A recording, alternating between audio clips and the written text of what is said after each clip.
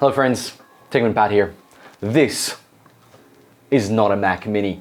It's a mini PC from Beelink. It's the SEi14 and it's very powerful. It's very sleek looking and we're gonna review it today. Big thanks to Beelink for sending this for review. I'm really excited to share with you what this is all about and if it's worth your hard-earned cash. Actually, what's the use case of a mini PC? Is it powerful for some gaming? Is it a productivity machine? Or is it just a media PC? Well, it can kind of do all of the above. So let's get into the details. Make sure to like and subscribe. Let's get started by rolling the intro.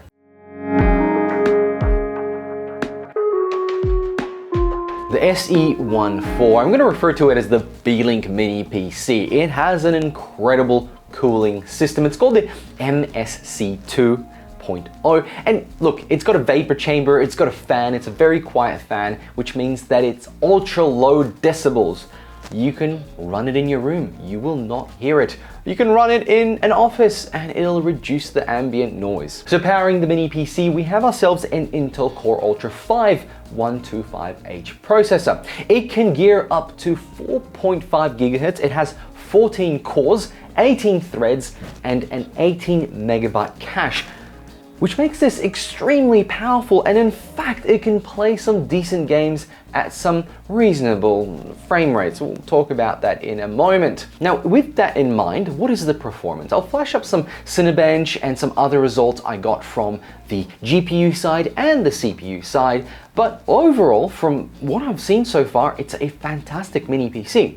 I was editing videos on it via Premiere, of course Photoshop was used and Adobe Audition. Even though it was 4K footage, there was lag in some moments when I had multiple videos above each other. It went smoothly otherwise. The render times weren't as fast as a big powerful computer, but that's okay, it's a mini PC. Photoshop, on the other hand, worked flawlessly, and of course Adobe Audition did so too. Now, the main driver here is that the resolution is not going to be 4K. This is an ultra-wide screen behind me, and it's only putting out in 1440p at 60 frames a second on this screen, which means that if you have a super ultra-wide screen, this is not really the mini PC for you. If you do have a 4K screen, it should be absolutely fine. We'll talk about the I/O in a moment. Now on the GPU side, it is using Intel's Arc architecture. It clocks in at 2.2 gigahertz and it has hardware ray tracing, which I did test and I cannot recommend it. I used Quake 2 to test ray tracing and it was pretty abysmal in regards to how many frames you get.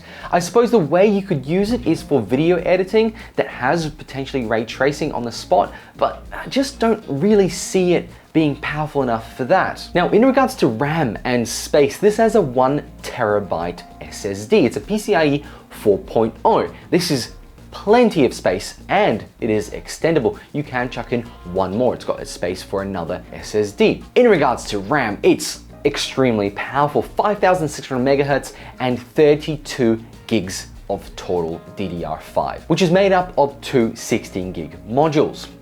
Now, I talked about the quietness of it. It is on right now. It's not running anything powerful.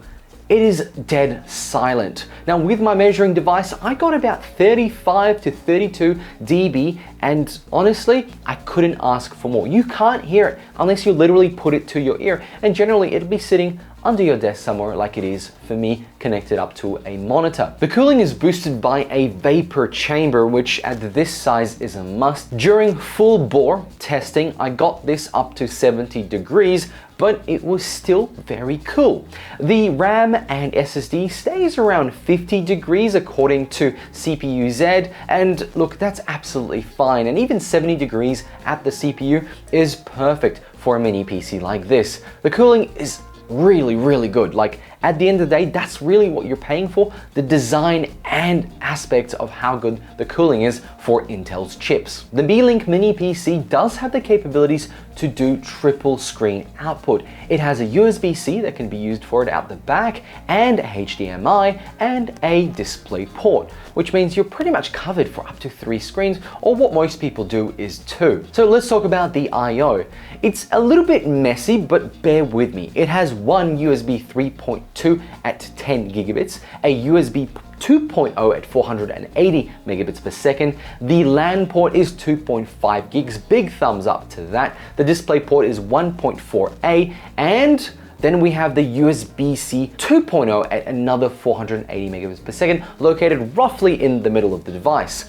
The HDMI is 4K 60Hz capable. Then we have a 3.5mm audio jack, and the most powerful aspect of this is the Thunderbolt 4 40 gigabits port at the back. At the front, we have a power button, again, another 3.5mm jack, a CMOS clear button, which is great, so you just get a little pin and push that through, and another USB-C port, not Thunderbolt, this is just a 10 gigabits port, and it's data only, and a USB 3.2 10 gigabit port right there. So we've got plenty of I/O. This mini PC basically covers everything and anything for people from a media PC down to productivity, and of course, kind of to gaming in a roundabout way. But if you're using it for maybe music production, you've got plenty of ports to add on all the equipment you need. Then inside we have Wi-Fi 6, which means that 2.5 gigaport port is really only there if you really need it.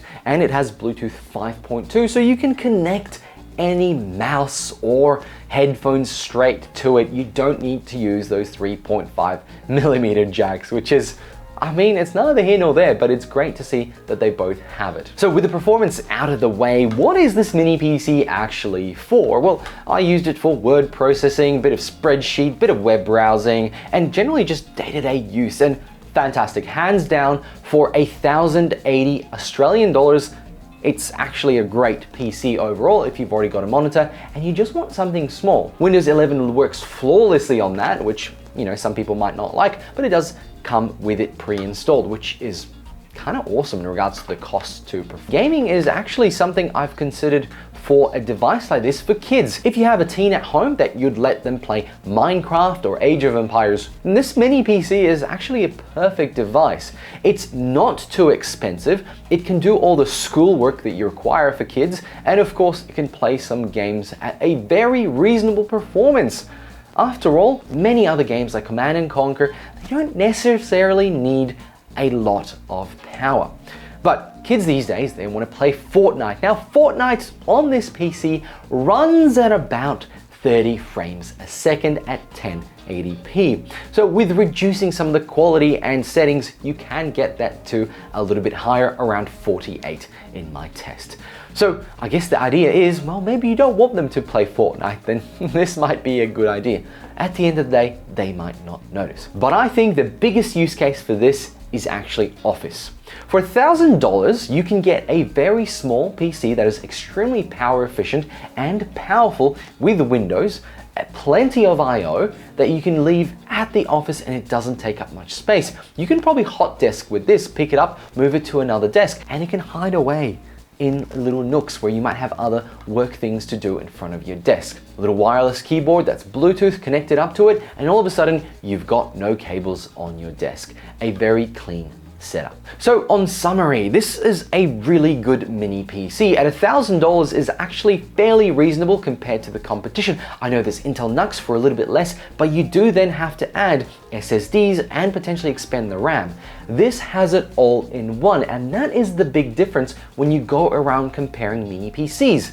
This is an all-in-one package rather than getting a bare bones NUC, or obviously if you get a fully filled out one, the amount of things you get in it is not as much you'll get in the Beelink SEi14. So can I recommend it? Absolutely. If you're in the market for a mini PC at around that $1,000, this is definitely something you should have on your list. Friends, thank you very much for watching. Make sure to like and subscribe. Let me know your thoughts and use cases for a mini PC like this. Big thanks to Beelink for sending this for review. Of course, links below where you can buy it, and I'll catch you all in another one. Bye.